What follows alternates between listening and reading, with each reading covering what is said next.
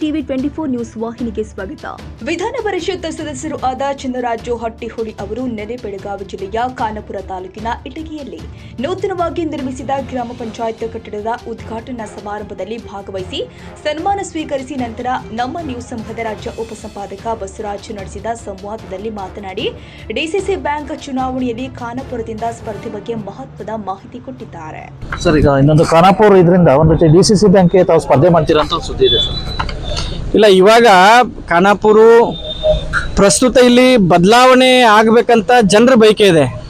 ಏನು DCC bank ನಿರ್ದೇಶಕ ಸ್ಥಾನ ಇದೆ, ಅದು ಬದಲಾವಣೆ ಆಗಬೇಕಂತ ಜನರ ಬಯಕೆ ಇದೆ. ಇನ್ನು ನೋಡೋಣ, ಇನ್ನೂ ಬಹಳ ಸಮಯ ಐತೆ. ಅದಕ್ಕೆ ಅಕ್ಟೋಬರ್ದಾಗ ಚುನಾವಣೆ ಇದೆ, ಇನ್ನೂ ಬಹಳ ಸಮಯ ಇದೆ.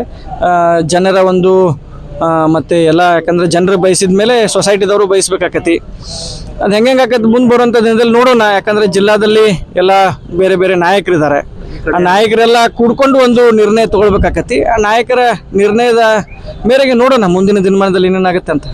ಇನ್ನೊಂದು ಇದಿದೆ, ವಿಶೇಷವಾಗಿ ತಾವು ಈ ಕ್ಷೇತ್ರದ ಒಂದು ರೀತಿ ಮಣ್ಣಿನ ಮಗ, ನಿಮ್ಮ ಕುಟುಂಬ ಈ ಒಂದು ಕ್ಷೇತ್ರವನ್ನು ಮುಂಬರ್ತಕ್ಕಂಥ ದಿನಗಳಲ್ಲಿ ರಾಜಕೀಯವಾಗಿ ಕ್ಷೇತ್ರ ಆಯ್ಕೆ ಮಾಡ್ಕೋಬೇಕು ಅಂತ ನಿಮ್ಮ ಅಭಿಮಾನ ಒತ್ತಾಯ ಇದೆ ಸರ್. ಇಲ್ಲ ನೋಡಿ, ಇವಾಗ ನಾವು MLC ಇದ್ದೀವಿ. MLC ಆಗಿ ನಾವು ಕೆಲಸ ಮಾಡ್ತಾ ಇದೀವಿ. ಜನರು ನಮಗೆ MLC ಆಗಿ ಕೆಲಸ ಮಾಡೋಂಥ ಒಂದು ಆಶೀರ್ವಾದ ಮಾಡಿದ್ದಾರೆ.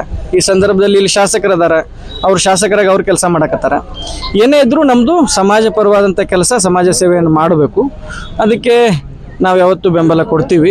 ಮುಂದೆ ಕಾದು ನೋಡೋಣ ಹೆಂಗೆ ಜನರ ಬಯಕೆ ಪ್ರಕಾರ, ತಾಲೂಕಿನ ಜನರ ಬಯಕೆ ಪ್ರಕಾರ ಯಾವ್ಯಾವ ರೀತಿ ಟರ್ನ್ ತಗೊಳ್ತಾವೆ ನೋಡೋಣ.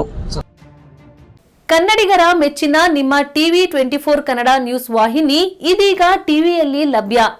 ಕರ್ನಾಟಕ ಮತ್ತು ದೇಶ ವಿದೇಶದ 360 ಡಿಗ್ರಿ ಸುದ್ದಿ ಹಾಗೂ ಉತ್ತರ ಕರ್ನಾಟಕ, ಬೆಳಗಾವಿ, ಬಾಗಲಕೋಟೆ, ಧಾರವಾಡ, ಹಾವೇರಿ, ಗದಗ, ಬಿಜಾಪುರ ಜಿಲ್ಲೆಯ ಕ್ಷಣ ಕ್ಷಣದ ವಿವರವನ್ನ ಪಡೆಯುವುದಕ್ಕೆ ಟಿವಿ 24 ಕನ್ನಡ ನ್ಯೂಸ್ ವಾಹಿನಿಯನ್ನ ಲೈಕ್ ಮಾಡಿ, ವಿಡಿಯೋಗಳನ್ನ ಶೇರ್ ಮಾಡಿ, ಕಮೆಂಟ್ ಮಾಡುವ ಮೂಲಕ ನಮ್ಮ ವಾಹಿನಿಗೆ ಸಹಕಾರ ನೀಡಿ ಮತ್ತು ಚಾನೆಲ್ ಅನ್ನ ಸಬ್ಸ್ಕ್ರೈಬ್ ಮಾಡಿ. Thank you.